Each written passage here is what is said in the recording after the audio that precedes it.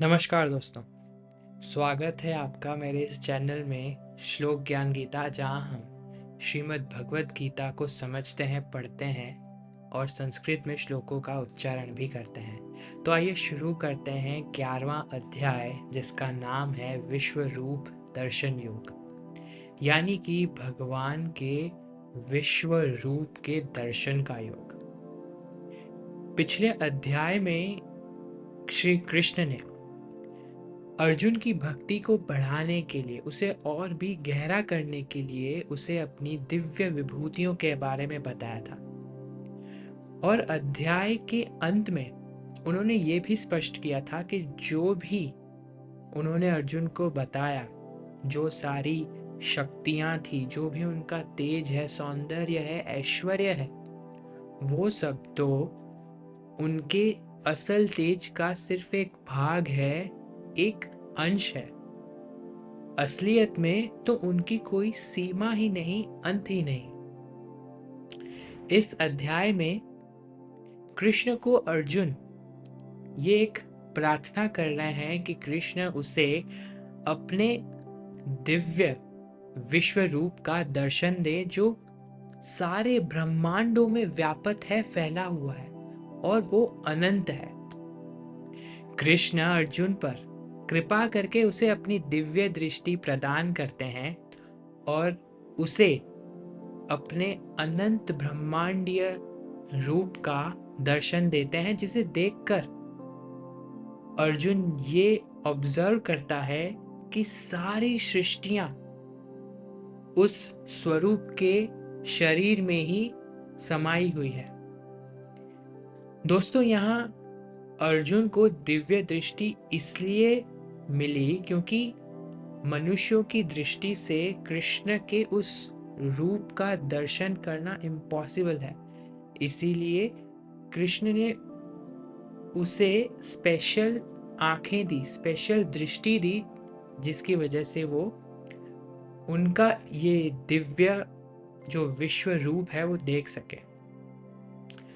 तो अर्जुन कृष्ण के इस अद्भुत अनंत रूप को देखकर ये महसूस करते हैं कि उस रूप में कृष्ण की अनंत भुजाएं हैं, बहुत सारी आंखें हैं, अनगिनत उनके मुख हैं, जिसका कोई अंत नहीं। प्रत्येक दिशाओं में उनका शरीर व्यापक हो रहा है, बढ़ता ही जा रहा है अनगिनत रूप से। और अर्जुन ने ये भी ऑब्जर्व किया, ये महसूस किया कि उनके स्वरूप का कोई आदि नहीं है, कोई अंत नहीं है। वो हर जगह फैला हुआ है, जहां नजर डालो वहां श्री कृष्ण का ये रूप फैला हुआ है। उनका तेज तो क्या ही कहें, उनके स्वरूप का तेज इतना है कि मानो आकाश में जो सूर्य है उसे 100 गुना बढ़ा दो, उससे भी ज्यादा उनका तेज था। ये देखकर अर्जुन चौंक गया। अर्जुन का शरीर कांपने लगा, उसके शरीर के बाल खड़े हो गए, वो कांप रहा था, उसके रोंगटे खड़े हो गए। उसने ये भी देखा कि भगवान के इस नियम के भय से तीनों लोकों में सभी जन, तीनों के तीनों लोक कांप रहे थे और सारे देवता कृष्ण के उस रूप में, उस शरीर में शरण ग्रहण कर रहे थे, उसमें समा रहे थे।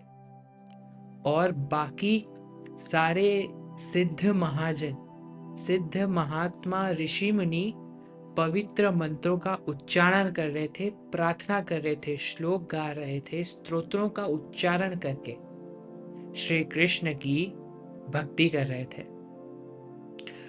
तो दोस्तों, इसी के बारे में, इसी के इर्द गिर्द श्री कृष्ण के विश्व रूप के बारे में हम और भी जानेंगे कि कैसे अर्जुन ये देखता है, कैसे श्री कृष्ण उसे अपने इस रूप का दर्शन देते हैं और अर्जुन के मन में और कैसे कैसे सवाल आते हैं उनके इस दर्शन को देखकर।